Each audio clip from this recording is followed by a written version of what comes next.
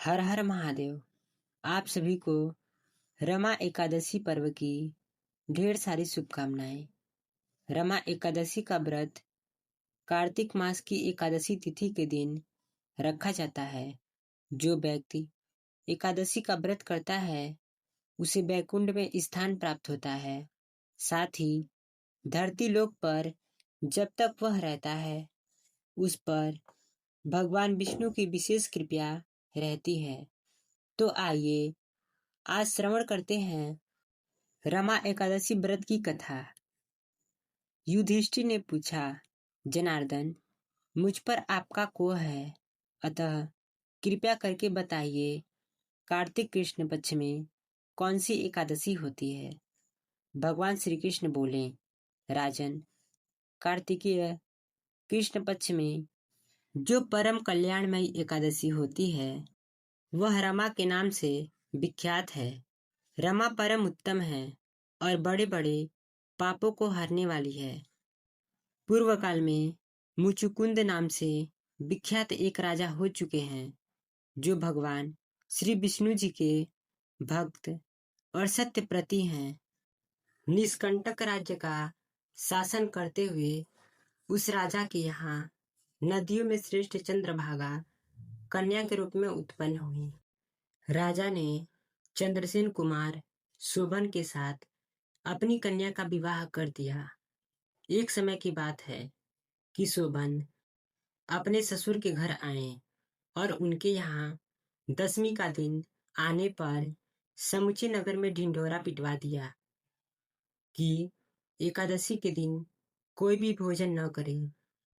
यह डेके की घोषणा सुनकर शोभन ने अपनी प्यारी पुत्री चंद्रभागा से कहा कि प्रिय, अब मुझे इस समय क्या करना चाहिए, इसकी शिक्षा मुझे दो।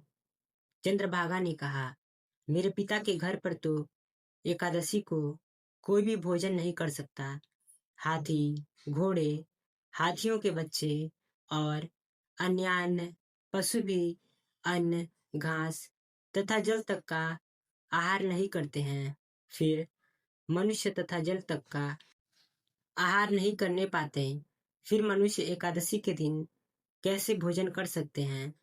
प्राणनाथ, यदि आप भोजन करेंगे तो आपकी बड़ी निंदा की जाएगी। इस प्रकार मन में विचार करके अपने चित्त को दृढ़ कर लीजिए। शोभन ने कहा, प्रिय, तुम्हारा कहना सत्य है और मैं भी आज उपवास करूंगा। देव का जैसा विधान है ठीक वैसा ही होगा। भगवान श्री कृष्ण कहते हैं, इस प्रकार दृढ़ निश्चय करके शोभन ने व्रत के नियमों का पालन किया। क्षुधा से उनके शरीर में पीड़ा होने लगी।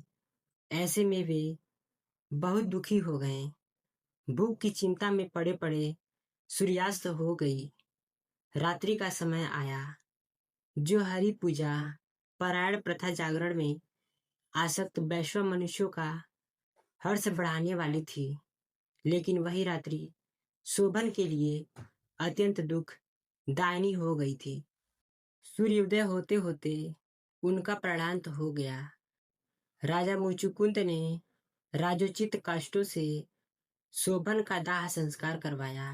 चंद्रभागा पति का परलौकिक कर्म करके अपने पति के ही घर रहने लगी। नृपश्रेष्ठ रमा नामक एकादशी के व्रत के प्रभाव से शोभन मंदराचल के शिखर पर बसे हुए परम रमणीय देवपुर को प्राप्त हो गया। वहां शोभन द्वितीय कुबेर की तरह ही शोभा पाने लगा। राजा मुचुकुंद के नगर में सोम शर्मा नामक एक ब्राह्मण रहते थे। ये तीर्थ यात्रा के प्रसंड से घूमते हुए मंदराचल पर्वत पर आए। वहां उन्हें शोभन नजर आए। राजा के दामाद को पहचानने के बाद वे उनके समीप चले गए। शोभन भी उस समय द्विज श्रेष्ठ सोम शर्मा को आया जानकर ही शीघ्र आसन से उठकर खड़े हुए और उन्हें प्रणाम करने लगे। इसके बाद क्रमशः अपने वसुर राजा मुचुकुंद का, प्रिय पत्नी चंद्रभागा का तथा समस्त नगर का कुशल समाचार पूछा। सोम शर्मा ने कहा, राजन, वहाँ सब कुशल है। यह तो अद्भुत आश्चर्य की बात है। ऐसा सुंदर और विचित्र नगर कहीं किसी ने भी नहीं देखा होगा। बताइए तो सही, तुम्हें इस नगर की प्राप्ति कैसे हुई? शोभन बोले, द्विजेंद्र, कार्तिक के कृष्ण पक्ष में जो रमा नाम की एकादशी पड़ती है, उसी का व्रत करने से मुझे ऐसे नगर की प्राप्ति हुई है। ब्राह्मण, मैंने श्रद्धाहीन होकर उस उत्तम व्रत का अनुष्ठान किया था। ऐसे में मेरा ऐसा मानना है कि यह नगर सदा स्थिर रहने वाला नहीं है। आप मुचुकुंद की सुंदरी कन्या चंद्रभागा से यह सारा वृत्तांत जरूर बताइएगा। शोभन की बात सुनकर सोम शर्मा ब्राह्मण मुचुकुंदपुर में पहुंचे और वहां चंद्रभागा के सामने उन्होंने सारा वृत्तांत बता दिया। सोम शर्मा ने कहा, शुभे, मैंने तुम्हारे पति को प्रत्यक्ष देखा है और इंद्रपुरी के समान उनके दुर्धर्ष नगर का भी अवलोकन किया गया है। वे उसे अस्थिर बता रहे थे। ऐसे में तुम उसको स्थिर बनाओ। चंद्रभागा ने कहा, मेरे मन के भीतर पति के दर्शन करने की लालसा लगी हुई है। आप मुझे वहां लेकर चलिए। मैं अपने व्रत के पुण्य से उस नगर को स्थिर बना दूंगी। भगवान कृष्ण कहते हैं, राजन। चंद्रभागा की बात सुनकर सोम शर्मा उसे साथ ले मंदराचल पर्वत के निकट वामदेव मुनि के आश्रम पर पहुंच गए। वहां ऋषि के मंत्र की शक्ति तथा एकादशी सेवन के प्रभाव से चंद्रभागा का शरीर दिव्य हो गया था और उसने दिव्य गति प्राप्त करी। इसके बाद वह पति के पास गई। उस समय उसके नेत्र हर्षो उल्लास से खिले हुए थे। अपनी प्रिय पत्नी को आते देख शोभन को बहुत प्रसन्नता हुई। उन्होंने उसे बुलाकर अपने वाम भाग में सिंहासन पर बिठाया और चंद्रभागा ने हर्ष में भरकर अपने प्रियतम से कहा, नाथ, मैं हित की बात कहती हूँ, सुनिए।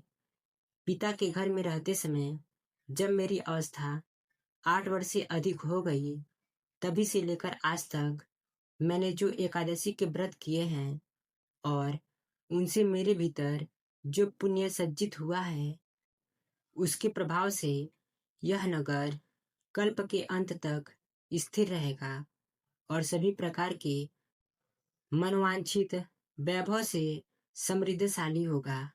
नृपश्रेष्ठ, इस प्रकार रमा व्रत के प्रभाव से चंद्रभागा दिव्य भोग, दिव्य रूप और दिव्य आभरणों से विभूषित हो अपने पति के साथ मंत्राचल के शिखर पर विहार करती रही।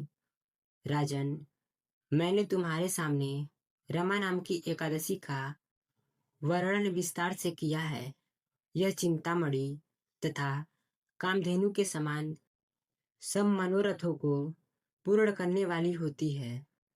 मैंने दोनों पक्षों के एकादशी व्रतों का पापनाशक महामत्य तुम्हें बता दिया है। जैसे कृष्ण पक्ष की एकादशी है, वैसे ही शुक्ल पक्ष की भी एकादशी होती है। इनमें भेद नहीं करना चाहिए। जैसे सफेद रंग की गाय हो या काले रंग की, दोनों का दूध एक समान ही होता है। इसी प्रकार दोनों पक्षों की एकादशी समान फल देने प्रदान करने वाली होती है। जो मनुष्य एकादशी व्रतों का महामत्य ध्यान पूर्वक सुनता है, वह सभी पापों से मुक्त हो जाता है और श्री विष्णु लोक में प्रतिष्ठित होता है। तो ये थी रमा एकादशी की संपूर्ण व्रत कथा।